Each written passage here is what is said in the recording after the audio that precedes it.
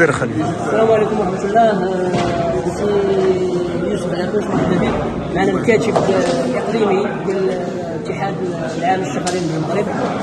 كان اليوم حضور كاحتفال تقريبا بذكرى المسيرة المظفرة، وبالموازاة كان احتفال ديال عمال وعاملات السي العكوش في كلمة في دابا شنو هو المخرجات ديال هذا اللقاء وما هو الدافع الاساسي لهذا اللقاء؟ بداية كنشكروا المنظر على إطلاق هذه الوحدة.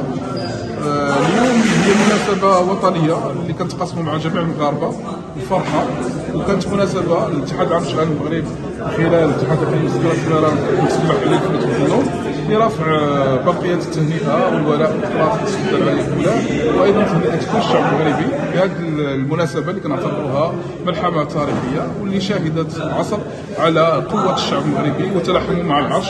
هذه الدلالات القوية نستلهم منها كعمال وعاملات أيضا في مسارنا اليومي سواء النضالي أو أيضا للدفاع على كل القضايا الأساسية والتوابع الأساسية للمملكة المغربية الشريفة وفي مقدمتها الوحدة الترابية، وأيضا استكمال الأوراش التي ينطلق في بنائها كل المغاربة بقيادة جلالة الملك محمد السادس نصره الله، والذي يستشرفه المغرب الحديث، المغرب الديمقراطي، المغرب التنمية، والذي يمضي بخطوات ثابتة وأكيدة نحو الاصطفاف الدولي الصاعدة. هذه اللحظة اليوم أتت لتقاسم كل هذه الدلالات التاريخية، أيضا لتقاسم هذه المعاني السامية لملحمة النساء الخضراء، نعتبرها ملهمة لنا في العمل النضالي، باعتبار أن الآلية التي ارتضاها جلالة المغفور له الملك الحسن الثاني طيب الله وصلاة هي آلية سلمية وهي مسيرة سلمية بها ندافع عن كل مطالبنا العادلة والمشروعة. عندما يتوقف الحوار أيضا نعتمد الاحتجاج السلمي وايضا الذي يهدف الى استرجاع المكتسبات والطبقه الشغيره المغربيه، كما استرجع صاحب الجلاله الاراضي المغربيه من المستعمر بمسيره سلميه وقف لها العالم اجمع اجلالا نظرا لعبقريته وحدته، وايضا واصل بروحها ووفاء لقسمها جلاله الملك محمد السادس رحمه الله من خلال الاوراش السماويه، من خلال كل المجالات التي تشهد تطورا غير مسبوق، وايضا من خلال الورش المجتمعي الذي يستفيد منه الطبقه الشعبيه المغربيه هو ورش الحمايه للشعب. سي شنو هي الرساله من الاداره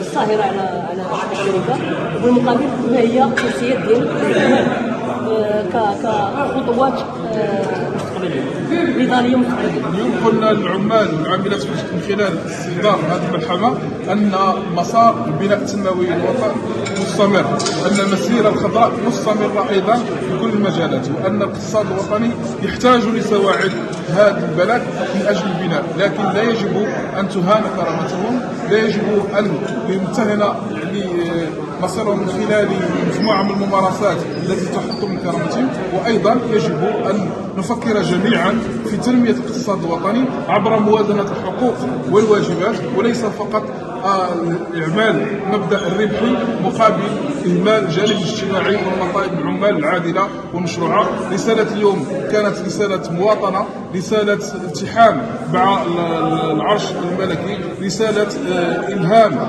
التي استمدناها من المسيره المظفره، وايضا رساله اصرار التي يقودها بثبات جلاله الملك محمد السادس. وبالتالي نحن على خطى وعلى العهد باقون، ونقول للشركه واي مستثمر اننا نحن ايدينا وسواعد الاقتصاد الوطني ممدوده من اجل بناء الوطن، لكن ليس على حساب الطبقه الشغيره المغربيه، لكن بها النمو يشمل كل افراد المملكه المغربيه الشريفه، وتضافر الجهود هو السبيل الوحيد من اجل بناء الوطن.